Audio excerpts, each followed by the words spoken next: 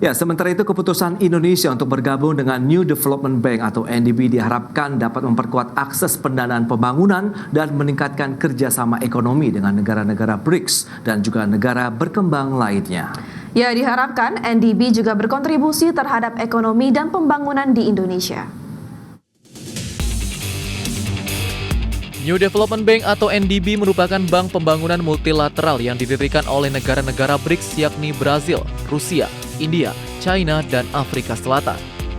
Bank ini bertujuan untuk menggalang sumber daya guna mendukung proyek infrastruktur dan pembangunan berkelanjutan di pasar negara berkembang, serta negara berkembang atau Emerging Markets and Developing Countries atau EMDCS.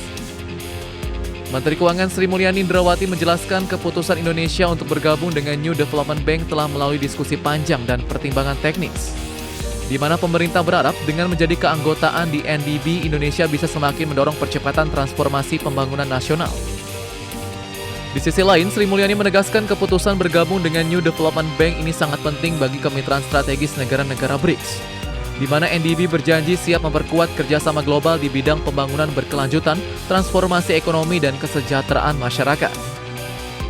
Untuk itu, Menteri Keuangan akan mengkolaborasikannya dengan Danantara agar kontribusi NDB terhadap ekonomi dan pembangunan Indonesia bisa memperkuat pertumbuhan ekonomi.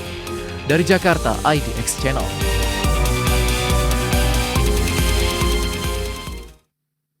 Ya, Prasya, ini Indonesia bergabung dengan NDB, semoga saja bisa membantu ya untuk berkelanjutan, ekonomi berkelanjutan di Indonesia. Namun perlu diperhatikan ya bagi pemerintah untuk agar memanfaatkan benar-benar keanggotaan ini dengan baik nih, agak efisien, karena kita sudah banyak ya bergabung dengan banyak anggota ya internasional, sehingga jangan sampai ini terlalu banyak tapi tidak memanfaatkan dengan baik nih anggotanya. Yang paling utama adalah bagaimana kita bisa mendapatkan sumber pendanaan baru terkait dengan aktivitas pembangunan, infrastruktur ataupun apapun lainnya begitu untuk menopang juga pertumbuhan ekonomi Indonesia 8% sampai dengan tahun 2029.